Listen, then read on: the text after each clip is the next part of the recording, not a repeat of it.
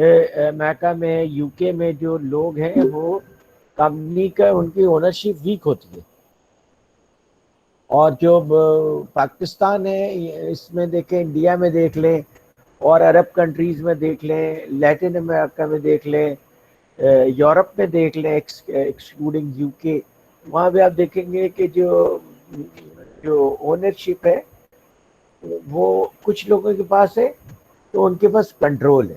اچھا، multi national companies کا control جو ہے وہ اونرز کے پاس نہیں ہے، ویک کنٹرول ہے۔ کنٹرول کن کے پاس ہے؟ مینیجرز کے پاس ہے، ان کے جو ڈائریکٹرز ہیں ان کے پاس ہے۔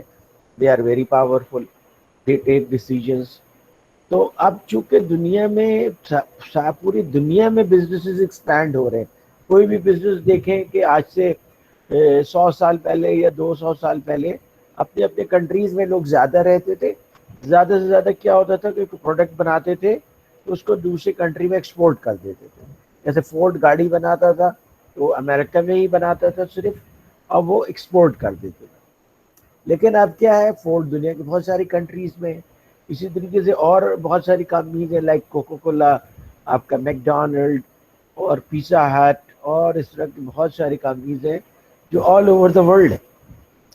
اچھا، اب جب آل اوور دا ورلڈ یہ ساری کمپنیز ہو گئی تو بسائڈس جو دوسری کمپلیکسٹیز آتی ہیں مینجمنٹ کے اور اسٹرکچر کے، ایک ایڈیشنل کمپلیکسٹی آتی ہے کارپوریٹ گورننس کی، کیونکہ ڈفرینٹ ایریاز میں ڈفرینٹ طریقے سے لوگوں کے بیہیویئرز ہوتے ہیں، ان کے انسٹیٹیوشنل ڈیولپمنٹس ڈفرینٹ ہوتی ہیں، اور ان کے ورک ایتھکس ڈفرینٹ ہوتے ہیں۔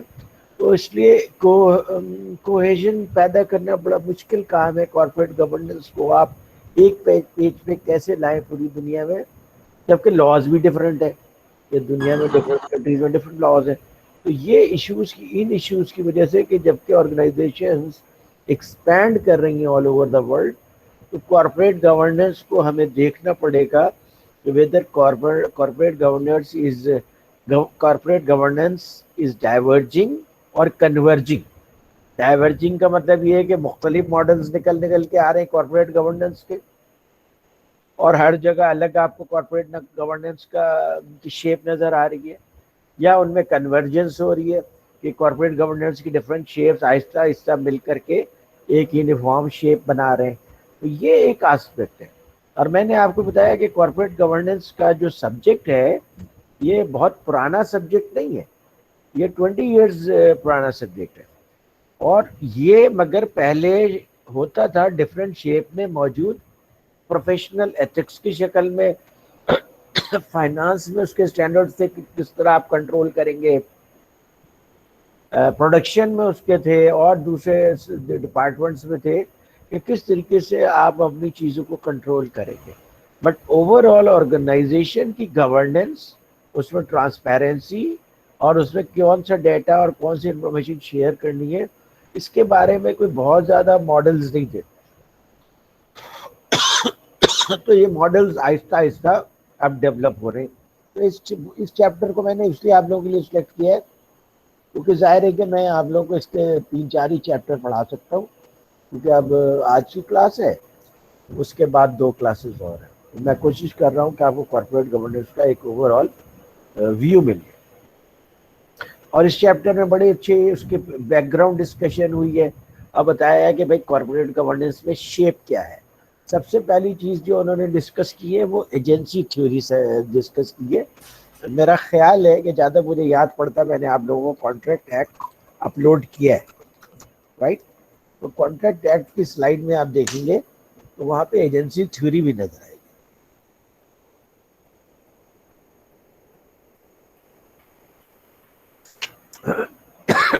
ایز سچ ایجنسی تھیوری تو نظر نہیں آئے گی، پرنسپل ایجنٹ ریلیشن شپ آئے گا۔ ہمارے لائف میں بہت سارے ریلیشن شپس ایسے ہوتے ہیں جن کو ہم پرنسپل ایجنٹ ریلیشن شپ کہتے ہیں۔ ایک ریلیشن شپ سے تو آپ بہت واقف ہیں کہ بھائی جنرل الیکٹرک پرنسپل ہے اور پاکستان میں اس کا کوئی ایجنٹ ہے۔ اسی طرح اور بہت سارے برانڈز ہیں، انڈسٹریل برانڈز بھی ہیں، کنزیومر برانڈز بھی ہیں، جس کے بارے میں آپ کو پتہ ہے کہ بھائی پرنسپل یہ کمپنی ہے، ایجنٹ یہ کمپنی ہے۔ جیسے میک ڈونلڈ ایک پرنسپل کمپنی ہے اور ایجنٹ کمپنی پاکستان میں لاکھانی گروپ ہے۔ اس طرح اور دوسری مثال آپ لوگوں کو پتہ ہے۔ تو یہ پرنسپل ایجنٹ ریلیشن شپ ہے. اچھا پرنسپل ایجنٹ ریلیشن شپ کیوں کریٹ کی جاتی ہے؟ جب پرنسپل اپنا سارا کام خود نہیں کر سکتا، اور جو کہ ظاہر ہے کہ کوئی بھی آرگنائزیشن اپنا سارا کام خود نہیں کر سکتی، یا وہ ایگریسولی ایکسپینڈ کرنا چاہتے ہیں، تو وہ پرنسپل ایجنٹ ریلیشن شپ کریٹ کرتے ہیں. تو پرنسپل ایجنٹ ریلیشن شپ کیا ہوا کہ جیسے مثال کے طور پہ یہاں پہ لکھانی وہ کر رہا ہے، ان کو ریپرزینٹ کر رہا ہے، تو وہ پرنسپل ہو گئے اور یہ ایجنٹ ہو گئے، اپنا لاکھانی ایجنٹ ہو گیا اور میک ڈونلڈ پرنسپل ہو گیا. اس طرح اور بھی ایگزامپلس آپ لوگ جانتے ہیں. لیکن جب کوئی آپ امپلائمنٹ کانٹریکٹ سائن کرتے ہیں تو وہ بھی پرنسپل اور ایجنٹ ریلیشن شپ ہے، کیونکہ جو آپ اونر ہے کمپنی کا، وہ کام وہ نہیں کر سکتا یا نہیں کرنا چاہتا ہے اور اپنا ٹائم کسی اور جگہ پہ انویسٹ کرنا چاہتا ہے، اس صورت میں وہ ایک امپلائی کے ساتھ کانٹریکٹ ڈیولپ کرتا ہے. یہ بھی پرنسپل ایجنٹ ریلیشن شپ ہے. تو آرگنائزیشن کے اسٹرکچر وائز پہ آپ دیکھیں تو جو ٹاپ کے اوپر آرگنائزیشن کے جو اونرز ہیں، اونرز نے یہ اپنے ایجنسی دی ہوئی ہے امپلائیز کو، جناب آپ لوگ چلائیے اسے. یہاں پہ یہ ایجنسی تھیوری اس طریقے سے آتی ہے. ٹھیک ہے جناب. اچھا اب ایجنسی تھیوری کا مسئلہ کیا ہے؟ اس کے ساتھ ایجنسی کاسٹ ریلیٹڈ ہے. ایجنسی کاسٹ کیا ہے؟ سمپل سی بات ہے کہ ایک کام جو میں خود کروں گا، اپنے لیے کروں گا، ظاہر ہے کہ میں آنیسٹی کے ساتھ کروں گا، ہارڈ ورک کے ساتھ کروں گا، ڈیڈیکیشن کے ساتھ کروں گا.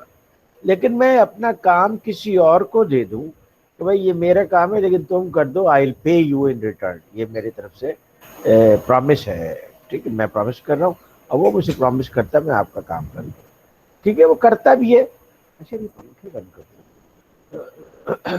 ہاں پنکھے بند کر دو. ہاں لیکن آواز آتی ہے اس کی. تو وہ پھر امپلائیز رکھتے ہیں. اچھا امپلائیز رکھتے ہیں تو ظاہر ہے کہ وہ اپنا کام کرتے ہیں، ڈیڈیکیشن کے ساتھ کرتے ہیں جتنے حد تک ہے، لیکن وہ اس طرح نہیں کر سکتے جیسا کہ پرنسپل خود کرے گا. ٹھیک ہے، جنرلی بات ہے. حالانکہ اگر پرنسپل کو وہ کام آتا ہی نہیں ہے تو اگر اس نے کسی کو ہائر کیا ہے تو ظاہر ہے کہ وہ کام اسی طریقے سے ہونا پاسبل ہے. ٹھیک ہے، اور یہ کسی کے لیے بھی ممکن نہیں ہے کہ وہ سارے کام سیکھ لے. تو اس لیے آپ کو ایجنٹس ہائر کرنے پڑتے ہیں. اور کارپوریٹ لیول پہ جو ٹاپ لیول پہ ہے، پرنسپل جو ہوتے ہیں وہ اونرز ہوتے ہیں. اب اونرز کنسنٹریٹڈ بھی ہو سکتے ہیں اور بہت زیادہ اسکیٹرڈ بھی ہو سکتے ہیں، ان کا ڈائیورسفائڈ پیٹرن بھی ہو سکتا ہے. یعنی اسٹاک ایکسچینج سے انہوں نے شیئرز خریدے تو بہت سارے شیئر ہولڈرز ہیں، ان کا کنٹرول ویک ہے، اور انہوں نے ایجنسی کس کو دے دی ہے؟ ایجنسی دے دی ہے مینیجرز کو. اس کیس میں مینیجرز بہت پاورفل ہے. اچھا جب کچھ اونرز ہوں اور وہ پھر مینیجرز کو اپوائنٹ کریں تو یہاں پہ اونرز پاورفل ہیں اور مینیجرز ویکر ہیں کمپیریٹیولی. اچھا دونوں ہی پوزیشنز ڈیزائربل نہیں ہیں، کہ یا تو کنٹرول کے اندر بیلنس ہونا ضروری ہے. یہ ڈیزائربل نہیں ہے کہ آپ کے شیئر ہولڈرز بہت اسٹرانگ ہو جائیں، اونرز بہت اسٹرانگ ہو جائیں. جب اونرز بہت اسٹرانگ ہو جائیں گے تو واٹ ول ہیپن کہ وہ پروفٹ میکسیمائزیشن کی کوشش کریں گے. اور پروفٹ میکسیمائزیشن کس کاسٹ کے اوپر ہوگی؟ امپلائیز کی ویجز، سیلریز کم دی جائیں گی، انوائرمنٹ کے لاس کو پاسبلی وائلیٹ کیا جائے گا یا منیمم لیول پہ اسے پرفارم کیا جائے گا جتنے لا کی ریکوائرمنٹ ہے. پھر سوشل کوئی کام نہیں کریں گے، اپنا ورکنگ انوائرمنٹ امپروو نہیں کریں گے. تو اگر اونرز کا کنٹرول بہت زیادہ ہے تو یہ نگیٹو صورتحال پیدا ہے. اس کے مقابلے میں اگر ایجنٹ کا کنٹرول بہت زیادہ ہے اور اونرز کا کی کنڈیشن ویک ہے تو ایجنٹ کیا کریں گے؟ اپنے سیلف انٹرسٹ کو پرسو کریں گے. اب سیلف انٹرسٹ کو پرسو کریں گے تو وہ ان کے اپنے ہی جو کمیٹی ہے وہ خود ہی ان لوگوں کی سیلریز اور ویجز کو انکریز کرتی چلی جائے گی. جیسے کہ امریکہ میں اور یورپ کے کچھ جگہوں پہ ہوا کہ کارپوریٹ چیف ایگزیکٹوز کی ملینز آف ڈالرز میں سیلری تھی. یہ ابھی جو ریسیشنز آئے ہیں اس کے بعد لوگوں نے شور مچایا ہے کہ بھائی یہ ان کی ملینز آف ڈالرز کی سیلریز ہیں، پھر ان کو گولڈن پیراشوٹ دیا جاتا ہے نکالنے کی صورت میں بھی. کمپنی سے نکال رہے ہیں، لیکن ان کو گولڈن پیراشوٹ دیا جاتا ہے کہ جائے بھائی جناب آپ اپنی جان بچائے اور یہ اتنے سارے پیسے لے کر کے جائے، کیونکہ اس کے ڈیسیجن میکرز یہ لوگ آپس میں خود ہوتے ہیں، بورڈ کا کنٹرول اتنا اسٹرانگ نہیں ہوتا، تو اس کی وجہ سے امپلائیز کو فائدہ ہوتا ہے لیکن at the cost of shareholders. پھر یہ لوگ اگر مس یوز کریں اپنے پاور کو، کیونکہ ان کے پاس تو بہت پاور ہے، تو ایسی صورت میں پرنسپل کو نقصان ہوگا۔ تو یہ جو گیپ ہے نا کہ دونوں کے پاورفل ہونے میں فائدہ نہیں ہے اوور آل سوسائٹی کا، تو اس کے اندر ایک بیلنس کی ضرورت ہے۔ اور اسی لیے آپ نے دیکھا کہ اب جو سسٹمز آ رہے ہیں اس میں separation of ownership and control ہے۔ اس کا کیا مطلب ہے کہ دیکھیے نہیں یہ ایک کانسیپٹ ہے، اور پھر اس کے بعد کنٹرول میں بھی سیپریشن کی گئی ہے۔ تو اس ایجنسی تھیوری میں یہ چیز ڈسکس کی گئی ہے کہ آنرشپ اور کنٹرول اب آپس میں سیپریٹ ہو گئے۔ کنٹرول کس کے پاس آ گیا ہے؟ مینیجرز کے پاس۔ اور اونرز کون ہیں؟ شیئر ہولڈرز ہیں۔ مینیجرز پوری کمپنی چلاتے ہیں، اور اس کے بعد جو ہے وہ جو کمپنی چلاتے ہیں تو وہ سیٹسفائسنگ ڈیسیژنز لیتے ہیں، باؤنڈیڈ ریشنلٹی یوز کرتے ہیں۔ مطلب کہ دیکھیے آپ کو جب کام کتنے دیا جاتا ہے نا تو آپ کے پاس 8 hours ہوتے ہیں، and you have normally you have too much work to do. پھر آپ کیا کرتے ہیں؟ آپ جو ہے وہ اپنی جو لمیٹڈ عقل ہے اور جو اس وقت آپ کی عقل کہہ رہی ہوتی ہے اس کے مطابق آپ ایک ڈیسیجن لے لیتے ہیں، اور بہت زیادہ ہر چیز میں اگر آپ ریسرچ کریں گے تو آپ بیسٹ سولوشن بھی کر سکتے ہیں، but that will cost you and that will cost organisation as well. اتنے ریسورسز کسی چیز کے اوپر خرچ کرنا بھی عقل مندی نہیں ہے۔ تو اس لیے آرگنائزیشنز کے اندر سیٹسفائسنگ ڈیسیجنز لیے جاتے ہیں اور باؤنڈیڈ ریشنلٹی یوز کی جاتی ہے۔ تو اس وجہ سے جو ڈیسیجنز ہوتے ہیں وہ آپٹیمائز تو کر سکتے ہیں اگر وہ فیئرلی کام کر رہے ہیں، میکسیمائز نہیں کریں گے۔ اچھا جناب، تو اس کے بعد یہ تو ایجنسی کاسٹ سے ہی ریلیٹڈ ایک چیز ہے جس کو کہتے ہیں ٹرانزیکشن کاسٹ اکنامکس۔ دیکھیے آرگنائزیشن میں بہت سارے ٹرانزیکشنز ہوتے ہیں، پرنسپل اور ایجنٹ کے درمیان بہت سارے ٹرانزیکشنز ہوتے ہیں، ایجنٹس خود بھی بہت سارے ٹرانزیکشنز کر رہا ہوتا ہے، کیونکہ وہ جتنے ٹرانزیکشنز کرے گا اتنا زیادہ کمپنی کی ورتھ بڑھے گی، تو وہ ان ٹرانزیکشنز کی صورت میں فرم کیا ہوتی ہے؟ گرو کرنا شروع کر جاتی ہے۔ گرو کرنا شروع کر جاتی ہے تو اکنامیز آف اسکیل اچیو کرتی ہے، یا ٹیکنالوجیکل ایڈوانسز کی وجہ سے وہ آگے نکل جاتے ہیں، اور کبھی کبھی سائز اتنا بڑا ہو جاتا ہے کہ ایک نیچرل مونوپلی کریٹ ہو جاتی ہے، جیسے گوگل کی مونوپلی کریٹ ہو گئی ہے، مائکروسافٹ کی مونوپلی کریٹ ہو گئی ہے۔ حالانکہ یہ کمپنیز تو ایک کمپٹیٹو بیک گراؤنڈ سے ڈیولپ ہوئے، لیکن آرگنائزیشن کے جو مینیجرز تھے انہوں نے اس طرح کے ٹرانزیکشنز کیے، اس کے نتیجے میں آرگنائزیشن گرو ہو کر کے جائنٹ بن گئی، اور پھر وہ پھر مونوپلی لائک سچویشن آ گئی۔ اچھا امریکہ میں تو پھر بھی اگر کسی کمپنی کے متعلق یہ ہوتا ہے کہ جناب یہ بڑی کمپنی بن گئی ہے اور اس کی وجہ سے یہ خطرہ پیدا ہو رہا ہے کہ چھوٹی چھوٹی کمپنیز بند ہو جائیں گی، تو گورنمنٹ فیئر پلے کے لیے کمپٹیٹیو انوائرمنٹ کریٹ کرتی ہے اور کسی کمپنی کو اس سائز میں بڑا ہونے سے روکتی ہے۔ جیسے وال مارٹ کی ایگزامپل ہے، وال مارٹ جب پورے امریکہ میں ایکسپینڈ ہو گیا ہے، اس کا مطلب یہ ہے کہ اب جو چھوٹے چھوٹے مام اینڈ پاپ اسٹورز ہیں ان کے لیے سروائیول ڈیفیکلٹ ہو گئی۔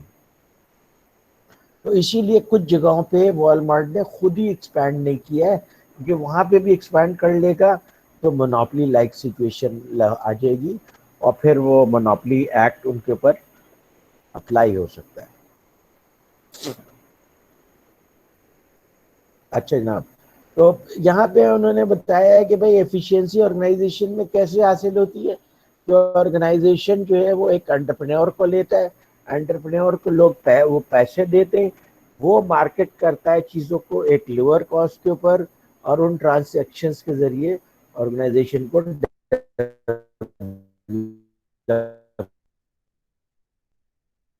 کرتا ہے۔ اچھا جو لارج فارمز ہوتی ہیں اور کانگلومریٹس ہوتی ہیں کانگلومریٹس کن کمپنیز کو کہتے ہیں؟ جو کہ بہت سارے جن کے پاس ڈفرینٹ کمپنیز ہوں. جیسے امریکہ میں کانگلومریٹس کم ہوتے ہیں کیونکہ امریکنس کا مزاج یہ ہے کہ وہ ایک ہی بزنس میں جاتے ہیں, اسی کو ایکسپینڈ اور گرو کرتے ہیں. آپ دیکھ لیجیے Microsoft is an example, Google is an example, Amazon is an example, FedEx is an example. ٹھیک ہے, اب امیزون کتنی بڑی کمپنی ہے بٹ اسٹل وہ ٹرانسپورٹیشن کے لیے فیڈیکس کو یوز کرتے ہیں. حالانکہ امیزون کے لیے کوئی بہت بڑی بات نہیں ہے کہ وہ اپنا ٹرانسپورٹیشن کا بھی نیٹ ورک ڈیولپ کرے, لیکن وہ عام طور پہ جس کور بزنس میں ہوتے ہیں they stay in that business. نہ صرف یہ کہ they stay in that business, بلکہ اس بزنس میں بھی جو نان کور فنکشنز ہوتے ہیں وہ آؤٹ سورس کر دیتے ہیں. جیسے مائکروسافٹ کا بہت سارا بیک اینڈ کا ورک انڈیا میں ہوتا ہے, کیوں؟ صرف وہ اپنے کور کا کام اپنے پاس رکھتے ہیں. ایپل کی ایگزامپل دیکھ لیجیے, ایپل صرف موبائل کو ڈیولپ کرتا ہے, ڈیزائن کرتا ہے اور مارکیٹ کرتا ہے, مینوفیکچر نہیں کرتا. مینوفیکچر کرنے کے لیے اس نے سپلائی چین کا ایک کمپلیکیٹڈ نیٹ ورک بنایا ہوا ہے اور وینڈرز ہیں جو اس کے لیے مینوفیکچر کرتے ہیں. لیکن اس کے مقابلے میں آپ انڈیا میں دیکھ لیں, پاکستان میں دیکھ لیں, جاپان میں دیکھ لیں, کوریا میں دیکھ لیں, تو وہاں پہ آپ کو کانگلومریٹ ملے گا. امریکہ میں آپ کو اگر کوئی کانگلومریٹ ڈھونڈنا چاہیں وہ جنرل الیکٹرک ہے. جنرل الیکٹرک کیمیکل بزنس میں بھی ہے, ایرو اسپیس بزنس میں بھی ہے, ٹربائنز بھی بناتے ہیں, اور ان کے بہت سارے اور ویلڈ بزنسز ہیں. وہ ایک کانگلومریٹ ہے امریکہ میں. اس طرح آپ کچھ اور کانگلومریٹ ڈھونڈ سکتے ہیں, لیکن جنرلی امریکہ میں آپ کو کانگلومریٹ نہیں ملے گا. کانگلومریٹ بیسیکلی جو ہے آپ کو زیادہ ملیں گے وہ جاپان میں, اور وہاں پہ ان کا کانسیپٹ ہے کائریٹسو کہتے ہیں کہ ایک ہی کمپنی ہوتی ہے, اس کے اندر بینک بھی ہوتے ہیں, انشورنس کمپنی بھی ہوتی ہے, مینوفیکچرنگ کنسرنز بھی ہوتے ہیں, اور دوسرے سروسز بھی ہوتے ہیں. پھر یہ کیا کرتے ہیں, ایک دوسرے سے بزنسز کرتے ہیں. ایز اے ریزلٹ جب ریسیشن میں یہ آتا ہے تو یہ پھر بھی سروائیو کر جاتے ہیں, کیونکہ ان کا کافی بزنس آپس میں ہو رہا ہوتا ہے, اور پھر کچھ کسٹمرز بھی ہوتے ہیں تو ان کے ساتھ کر لیتے ہیں, تو دے سروائیو. تو سروائیول کے لحاظ سے ان کا یہ ماڈل ہے. اسی طریقے سے آپ دیکھیے کہ یہ جو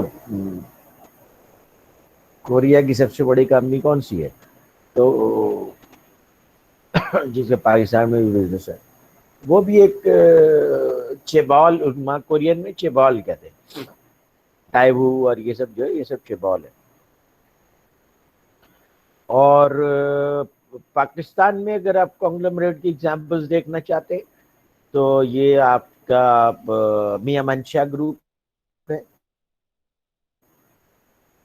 ان کے پاس بینک بھی ہے, انشورنس کمپنیز بھی ہیں, اور پاور پلانٹس بھی ہیں, ٹیکسٹائل بھی ہے, تو ڈفرینٹ بزنسز ہیں. ٹھیک ہے, اس طرح سے آپ کو جہانگیر صدیقی ہے, اس کے پاس بھی ڈفرینٹ بزنسز ہیں, ڈفرینٹ بزنسز میں اس کی اونرشپ ہے, وہ بھی ایک کانگلومریٹ کی طرح مینیج ہوتا ہے. تو کانگلومریٹ آپ کو ان ریجنز میں زیادہ ملتے ہیں. اور کانگلومریٹ کی کلاسیکل ایگزامپل اگر آپ لینا چاہتے ہیں تو ٹاٹا گروپ ہے. کوئی بھی بزنس آپ سوچیں, ٹاٹا گروپ اس بزنس میں ضرور ہے, وہ بھی ایک کانگلومریٹ ہے. تو جب آرگنائزیشن اپنی انٹرنل ایفیشینسی کی وجہ سے ویلتھ کریشن کرتے ہیں اور اکنامیز آف اسکیل اچیو کرتے ہیں یا ٹیکنالوجی لے کر کے آتے ہیں, تو انٹرنلی ہی اتنے ریسورسز جنریٹ کر لیتے ہیں کہ آرگنائزیشن کو ایکسپینڈ کرنا شروع کر دیتے ہیں. ایکسٹرنل جو فائنینسر ہوتے ہیں ان کے اوپر ان کی ڈپینڈنسی کم ہوتی چلی جاتی ہے. جب ایسا ہوتا ہے تو مینیجرز کا کنٹرول بڑھ جاتا ہے اور شیئر ہولڈرز کا کنٹرول کم ہو جاتا ہے. کوئی کوشچن ہے آپ لوگوں کو, یہ کوئی بات سمجھ آ رہی ہے نہیں آ رہی ہے؟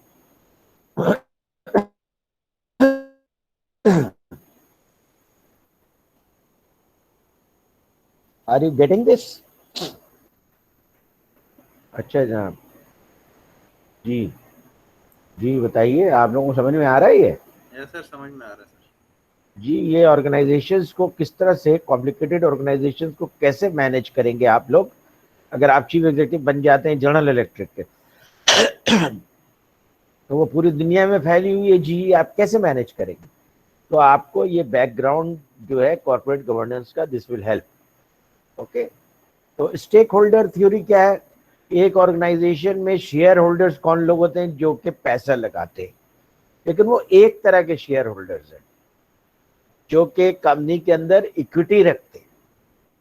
پیسہ تو اور بھی لوگ لگاتے ہیں، بینکس لگاتے ہیں، انشورنس کمپنیز لگاتے ہیں، فائنینشیل انسٹیٹیوشنز لگاتی ہیں، ٹھیک ہے؟ تو وہ پیسے تو بینک، بعض اوقات تو امپلائیز کی پینشن لگ جاتی ہے اس کے اندر، جیسے اسٹیل مل بند ہو گئی ہے، امپلائیز کی پینشن کا پتہ نہیں ہے، اب گورنمنٹ بیل آؤٹ پیکج دے تو امپلائیز کو پینشن ملے گی۔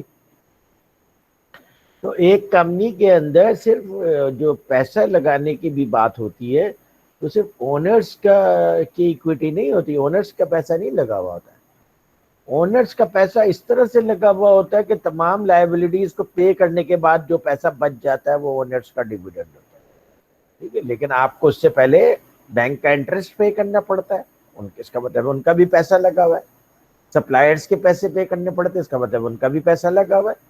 تو ایک بزنس کے اندر بہت سارے سٹیک ہولڈرز ہوتے ہیں، ان کو کہتے ہیں stakeholder. Shareholder is one type of stakeholder. اس کے بعد آپ کے جو امپلائیز ہیں، مینجمنٹ ہے، یہ بھی اسٹیک ہولڈر ہیں، سپلائرز ہیں، کمپٹیٹرز ہیں، سوسائٹی ہے، کمیونٹی ہے، ٹھیک ہے؟ یہ سب آپ کے اسٹیک ہولڈرز ہیں۔ اسٹیک ہولڈرز کا مطلب ہے کہ ان کا کوئی نہ کوئی آرگنائزیشن کے اندر انٹرسٹ ہے۔ انوائرمنٹلسٹ ہے، ان کا بھی آرگنائزیشن کے اندر انٹرسٹ ہے، وہ چاہتے ہیں کہ بھئی آپ اس طرح سے آپریٹ کریں تو آرگنائزیشن کو کسی طریقے سے انوائرمنٹ کو ڈیمیج نہ کرے۔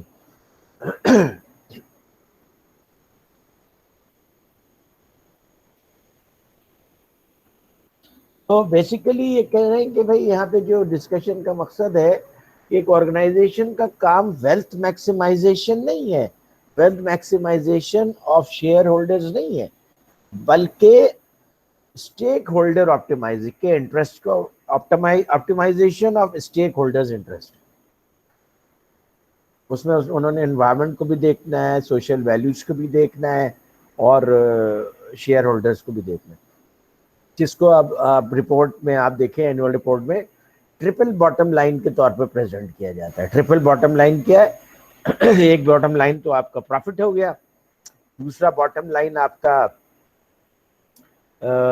سوشل ورک ہو گیا کہ آپ سوشلی کتنے ریسپانسبل ہو کے کام کر رہے ہیں، اور تیسرا باٹم لائن ہو گیا کہ انوائرمنٹ میں آپ کس طریقے سے پیش رفت کر رہے ہیں کہ انوائرمنٹ کو ڈیمیج کیے بغیر یا منیمم ڈیمیج کر کے آپ کام کر رہے ہیں۔ تو یہ تین چیزیں آپ پریزنٹ کرتی ہیں عام طور پہ ساری اچھی کمپنیز۔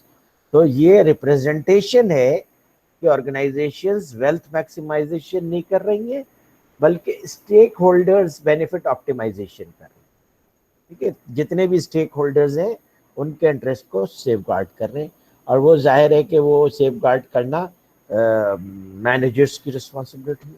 اب مینیجرز یہ رسپانسبلٹی پوری کر رہے ہیں یا نہیں کر رہے ہیں، اس کے لیے کوئی آرگنائزیشنل اسٹرکچر ہونا چاہیے، کوئی کارپوریٹ گورننس کی شیپ ہونی چاہیے، جس کے اوپر ہم دیکھ سکیں کہ بھئی آرگنائزیشن ان تینوں ایریاز میں اچھے طریقے سے کام کر رہی ہے یا نہیں کر رہی ہے۔ اس کے بعد ایک اور تھیوری ہے، وہ کیا ہے؟ اسٹیورڈ شپ تھیوری۔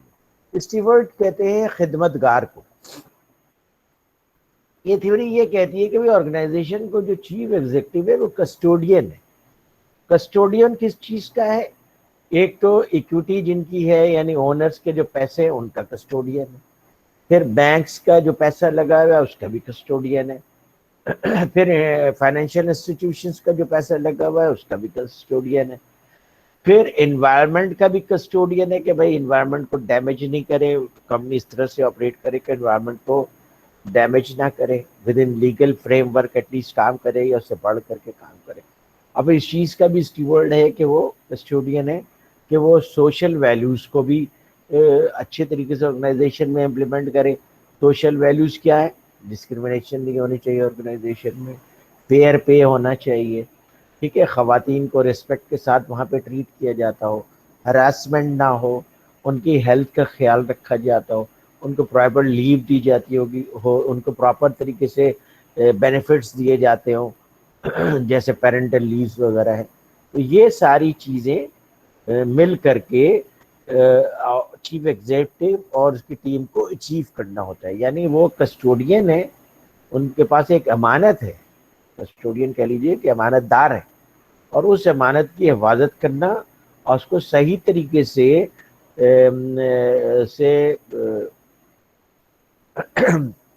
اس کے اوپر ایکٹ کرنا تاکہ یہ تینوں بینیفٹس اچھے طریقے سے اچیو ہو. This is called stewardship. Chief executive basically custodian ہے. یہ کانسیپٹ کہاں سے آیا؟ اسلام سے آیا. یہ جو خلیفہ ہے وہ کیا ہے؟ کسٹوڈین ہے. اس کے پاس امانت ہے, پاور, اور اس کو وہ ابیوز نہیں کرے گا, مس یوز نہیں کرے گا, بلکہ وہ اس کو لوگوں کے ویلفیئر کے لیے استعمال کرے گا. یہ اسٹیورڈشپ چاہیے. اچھا, اس کے بعد کچھ اور بھی تھیوریز ہیں, وہ بھی آپ کا سمجھنا امپورٹنٹ ہے کیونکہ یہ ساری چیزیں ایکچولی پریکٹیکل میں ہو رہی ہیں. وہ ہے مینیجیریل ہیجیمنی. مینیجیریل ہیجیمنی کیا ہے؟ کہ جو آرگنائزیشن کے ٹاپ مینیجرز ہیں وہ ایک اپنا کنٹرول بنا کر کے بیٹھ جاتے ہیں کہ اس آرگنائزیشن کو ایسا لگتا ہے کہ یہ لوگ اون کرتے ہیں, اور یہ ایک بریڈ ڈیولپ کرتے ہیں مینیجرز کی, جو کہ ان کے بعد ان مینیجرز کو ریپلیس کرتے, اور جب یہ مینیجرز جا رہے ہوتے تو ان کو ہیفٹی ریٹائرمنٹ پیکیجز دیتے. کیوں؟ یہ ٹرینڈ اس لیے سیٹ کرتے تاکہ جب یہ بھی ریٹائر ہوں گے تو ان کو بھی اسی طریقے سے بینیفٹس اور یہ ساری چیزیں ملیں گی.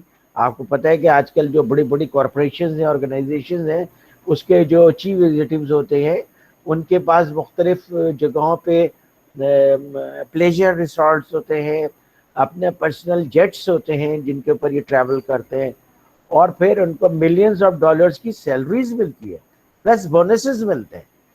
اور یہ بونسز اور سیلریز یہ لوگ خود ہی اپنے لیے ڈیفائن کر رہے ہوتے ہیں آلموسٹ. ابھی جب سے کارپوریٹ گورننس آیا ہے تو تھوڑی سی اس کے اندر بورڈ کا رول آنا شروع ہو گیا, تو ان چیزوں کو کنٹرول کیا جا رہا ہے. یہ کہلاتا ہے مینیجیریل ہیجیمنی. اچھا, دوسری یعنی کہ مینیجرز کی کنٹرول ہیجیمنی کہتے ہیں کہ وہ جو اپنے آپ کو کسی بھی جگہ پہ موسٹ پاورفل سیگمنٹ کے طور پہ آ جائے تو ہم کہیں گے ان کی ہیجیمنی ہے. جیسے انڈیا اس ایریا میں اپنی ہیجیمنی قائم کرنا چاہ رہا ہے, ٹھیک ہے. اسی طریقے سے کلاس ہیجیمنی ہوتی ہے. کلاس ہیجیمنی کیا ہوتی ہے؟ کہ بھائی جو لوگ جو ہے کیمبرج سسٹم سے پڑھ کے آئیں گے, اور جو کراچی گرامر اسکول سے پڑھ کے آئیں گے, یا کوئی باہر سے پڑھ کر کے آئے گا, تو وہ اس طرح کے لوگ جو ہے مینجمنٹ میں اوپر کنسیڈر کیے جائیں گے. اور یہ جو ہماری طرح کے لوگ ہیں اردو میڈیم, ان لوگوں کو سمپلی مڈل لیول مینیجر تک رکھا جائے گا. تو یہ ایک کلاس ہیجیمنی کریٹ ہو جاتی ہے. کلاس ہیجیمنی میں کوئی سیگمنٹ ہیجیمنی بھی ہو سکتی ہے, ایک کوئی پاورفل طبقہ ہے آپ کے ملک میں جو سارے امپورٹنٹ پوزیشنز کو کنٹرول کر رہا ہو, یہ کلاس ہیجیمنی کہلاتی ہے. تو آرگنائزیشنز میں جب آپ کوئی ایلیٹ کلاس کو ہی کنٹینیوسلی کے ساتھ وہ کرتے رہے, پروموٹ کرتے رہے, تو کلاس ہیجیمنی ڈیولپ ہوتی ہے. اور یہ نظر آتا ہے جیسے ملٹی نیشنل کمپنیز ہیں پاکستان میں, جو لوکل کمپنیز بھی ہیں لائک اینگرو ہے, یہ لوگ فارن کوالیفائڈ گریجویٹس کو پریفر کرتے ہیں ہائرنگ کے ٹائم میں. تو یہ کلاس ہیجیمنی کریٹ کر رہے ہیں. اچھا, ریسورس ڈیپینڈنس تھیوری کیا ہے؟ کہ بیسیکلی کہ جو بورڈ آف ڈائریکٹرز ہیں وہ لنچ پن کا کام کرتے ہیں اور آرگنائزیشن کو ریسورسز پرووائڈ کرتے ہیں, کیونکہ کوئی بھی آرگنائزیشن اسی وقت کمپیٹ کر سکتی ہے جب اس کے پاس سپیریئر ریسورسز ہوں کمپیئر ٹو دیئر کمپیٹیٹرز. تو آرگنائزیشنز کو ریسورسز چاہیے ہوتی ہے. آپ کے پرائم منسٹر بھی اسی بات کے لیے پریشان رہتے ہیں کہ بھائی ہمارے پاس ریسورسز نہیں ہیں. جو ریسورسز ہیں وہ ہمارے چلے جاتے ہیں لون کو پیمنٹ کرنے میں, اور پھر کرپشن کی نظر ہو جاتا ہے. تو ہم جو ہے ریسورس ہمارے پاس اویلیبل نہیں ہے, تو ہم گرو کیسے کریں؟ کیونکہ ریسورس پہ ڈیپینڈنٹ ہوتی ہے گروتھ. آپ کے ریسورسز ہوں گے تو آپ ڈیمز بنائیں گے, روڈز بنائیں گے, انڈسٹری بنائیں گے, انڈسٹریل پارک بنائیں گے. جب ریسورسز نہیں ہوں گے تو یہ سب چیزیں کہاں سے بنائیں گے؟ اسی طرح سے آرگنائزیشنز چلتی ہیں کہ بورڈ آف ڈائریکٹر ان کو ریکوزٹ ریسورسز پرووائڈ کرتا ہے. جیسے مثال کے طور پر آپ کو پلانٹ ایکسپینڈ کرنا ہے, بورڈ آف ڈائریکٹرز اپروو کرتا ہے کہ ٹھیک ہے جناب آپ یہ پلانٹ لگائیے, اور پھر اس کے لیے اس طرح سے فائنینس ارینج ہوگا کہ کچھ ایکوٹی سے ارینج ہو جائے گا, کچھ بینکس دیں گے, اس طریقے سے اس کو آپ مینیج کریں. تو یہ ریسورس ڈپینڈنس تھیوری کہلاتی ہے. اچھا پاتھ ڈپینڈنس تھیوری یہ ہے کہ بیسیکلی اسٹرکچر اور رول. آرگنائزیشنز کے اندر آپ کو پتہ ہے اسٹرکچرز ہوتے ہیں. بعض آرگنائزیشنز کے اندر ریجڈ اسٹرکچرز ہوتے ہیں. جیسے پی ایس او کا جو اسٹرکچر ہے وہ کافی حد تک ریجڈ ہے, کیونکہ مینیجنگ ڈائریکٹر ہیں, ان کے نیچے ڈائریکٹر ہیں, پھر ان کے نیچے سینئر جنرل مینیجر ہیں, جنرل مینیجر ہیں, ڈی جی ایم ہیں, مینیجرز ہیں, پھر ڈپٹی مینیجر ہیں, پھر ایگزیکٹوز ہیں. یہ پورا ایک ورٹیکل اسٹرکچر ہے جو چلتا ہے. اس کے ساتھ ساتھ ان کے رولز بھی بہت زیادہ ہیں, کیونکہ یہ گورنمنٹ آرگنائزیشن ہے تو وہ رولز کے مطابق اپنے آرگنائزیشنز کو چلاتے ہیں. تو اب جب بھی کوئی مینیجر ڈیسیجن لیتا ہے, ایک تو وہ اسٹرکچر کے اوپر ڈیپینڈنٹ ہے, دوسرا وہ رولز کے اوپر ڈیپینڈنٹ ہے. جو رولز ہیں اس کے مطابق فیصلے کرے جائیں گے. تو یہ بھی آرگنائزیشن اس طرح بھی چلتی ہیں. اور پھر اس میں گروپ پالیٹکس وغیرہ ساری چیزیں ہوتی ہیں. پھر انسٹیٹیوشنل تھیوری ہے کہ آپ کے ملک میں جو انسٹیٹیوشنز موجود ہیں وہ آپ کے اوپر بہت زیادہ امپیکٹ کریٹ کرتے ہیں. یعنی آپ کے جوڈیشری کیسے کام کرتی ہے, آپ کے یہاں بیوروکریسی کیسے کام کرتی ہے, آپ کے یہاں سول سوسائٹی کیسے کام کرتے ہیں, آپ کا پارلیمنٹ کیسے ورک کرتا ہے, آپ کے جو ڈفرینٹ اس طرح کے انسٹیٹیوشنز ڈیولپ کیے گئے ہیں, نیپرا اور پیپرا اور اس طرح کے اور بہت سارے انسٹیٹیوشنز ہیں, ہاؤ دے ورک. تو جس طرح سے وہ ورک کرتے ہیں اسی حساب سے آرگنائزیشنز بھی اپنے آپ کو مولڈ کرتے ہیں. تو یہ انسٹیٹیوشنل تھیوری ہے. اچھا پولیٹیکل تھیوری کیا کہتی ہے بھائی؟ پولیٹیکل تھیوری یہ کہتی ہے بھائی آرگنائزیشن کے اندر بیسیکلی خاص طور پہ ٹاپ لیول پہ پالیٹکس ہوتی ہے. پالیٹکس کس لیے ہوتی ہے؟ ریسورسز کے لیے ہوتی ہے. اور تو ٹاپ لیول پہ جا کے تمام آرگنائزیشنز پولیٹیکل ہو جاتی ہیں.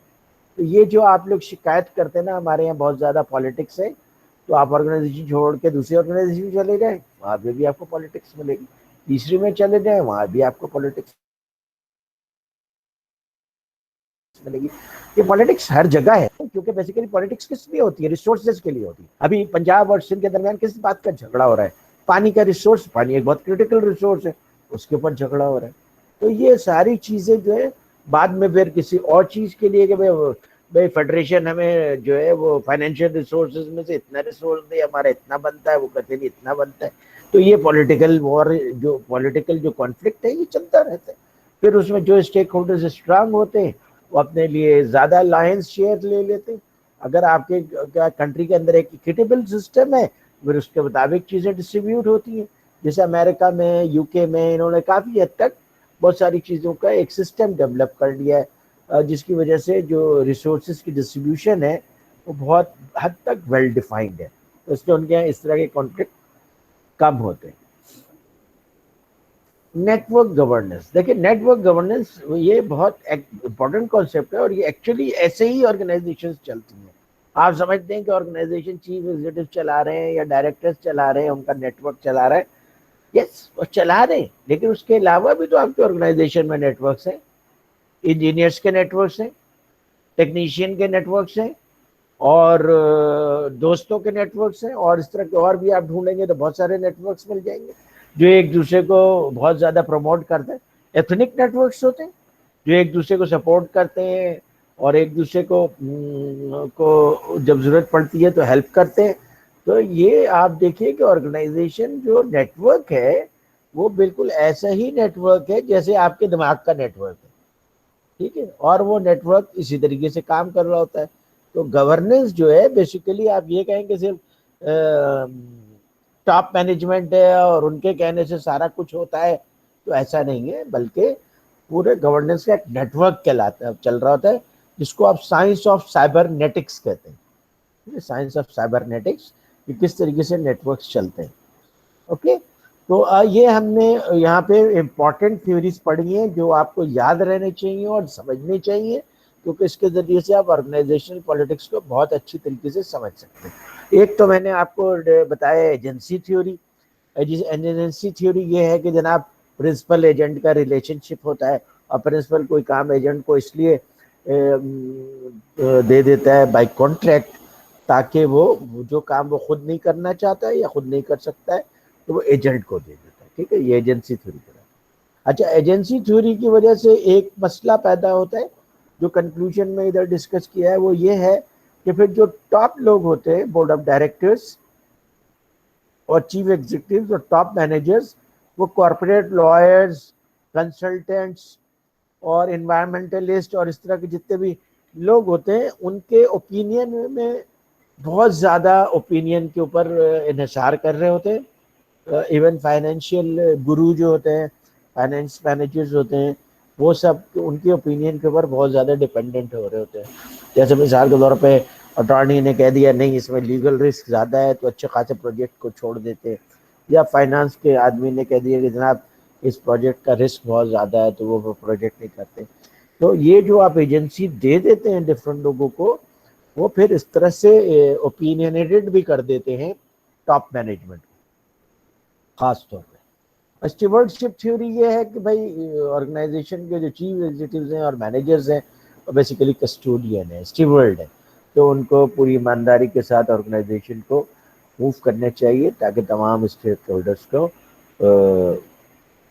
مینیج بہتر طریقے سے کر سکیں. اور اسٹیک ہولڈر تھیوری یہ ہے کہ آرگنائزیشن کے صرف اونرز نہیں ہوتے بلکہ اس کے علاوہ بھی دوسرے لوگ ہوتے ہیں جن کا انٹرسٹ ہوتا ہے آرگنائزیشن کے اندر. اور پھر ٹرانزیکشنل کاسٹ یہ ہے کہ جب بھی آپ کوئی آرگنائزیشن کے اندر کام کرتے ہیں تو اس ٹرانزیکشن کی کاسٹ ہوتی ہے. تو انٹرپرینور کیا کرتا ہے کہ اس ٹرانزیکشن کاسٹ کو منیمائز کر دیتا ہے. تو اگر ایسا انٹرپرینور آ جائے تو آرگنائزیشن زیادہ تیزی سے گرو کرتی ہے. One of the like situation ہم نے اس میں ڈسکس کی. اچھا ابھی پھر آخر میں جو چیز ڈسکس کی گئی ہے وہ یہ ڈسکس کی گئی ہے بھائی ان کے درمیان کنورجنس ہو رہی ہے یا نہیں ہو رہی ہے، یعنی جو پوری دنیا میں جو کارپوریٹ گورننس اسٹرکچر ہے اس میں کنورجنس ہو رہی ہے یا نہیں ہو رہی ہے. تو ایک تھیورسٹ یہ کہتے ہیں کہ کنورجنس ہو رہی ہے کیونکہ جو ملٹی نیشنل کمپنیز آتی ہیں پوری دنیا میں ایک جیسا اپنا ریگولیٹری اسٹائل بناتے ہیں، گورننس کا اسٹرکچر ڈیولپ کرتے ہیں. لیکن ظاہر ہے کہ جو لوکل لاز ہوتے ہیں اور سوشل فریم ورک ہوتا ہے اس کے لحاظ سے انہیں تھوڑی ایڈجسٹمنٹ کرنی پڑتی ہے. تو مگر اس لحاظ سے کنورجنس ہے. لیکن چونکہ دنیا میں 80% کمپنیز ایسی ہیں جو کہ سیٹ اورینٹڈ کمپنیز ہیں جس کے اونرز کم ہیں تو وہ اپنے اپنے اسٹائل سے مینیج کر رہے ہوتے ہیں. اس لحاظ سے کارپوریٹ گورننس میں وہاں پہ ڈائیورجنس ہے. تو اس لیے کوئی ایسا لیگل فریم ورک ہونے کی ضرورت ہے جو کہ آرگنائزیشنس کو ایک طریقے سے مینیج کرنے کا اسٹائل بنائے تاکہ وہ ٹرانسپیرنسی اور انٹیگریٹی قائم ہو سکے اور کارپوریٹ کرائمز منیمائز ہو سکے. بیسیکلی اس پوری جو سبجیکٹ کا مقصد ہے وہ یہ کہ آرگنائزیشنز رائٹ ڈائریکشن میں چلیں. اچھا تو یہ چیپٹر ہو گیا ہے اور اس کا یہ چیپٹر نکل رہے ہیں اس لیے کہ کوڈز ہیں وہ بہت زیادہ اتنے ڈیٹیل میں جا نہیں سکتے.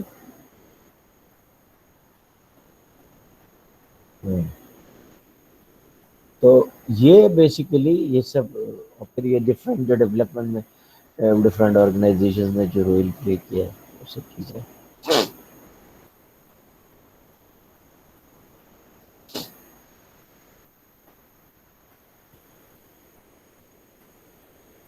چیپٹر 4 میں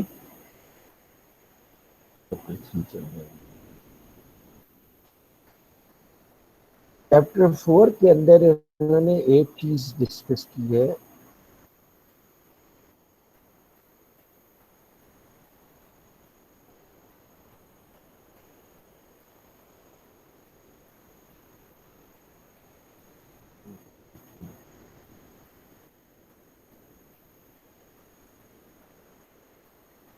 تو بیسیکلی میں آپ لوگوں کو ریڈنگ اسائنمنٹ کے طور پہ دے رہا ہوں.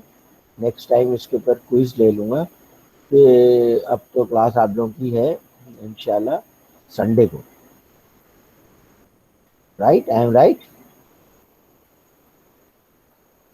رائٹ آپ کے کلاس سنڈے کو ہے نا؟ جی Yes, sir. تو یہ چیپٹر 4 میں صرف اتنا پورشن پڑھ لیجئے گا یہ جو شیئر ہولڈرز اور اسٹیک ہولڈرز کے بارے میں ہے نا.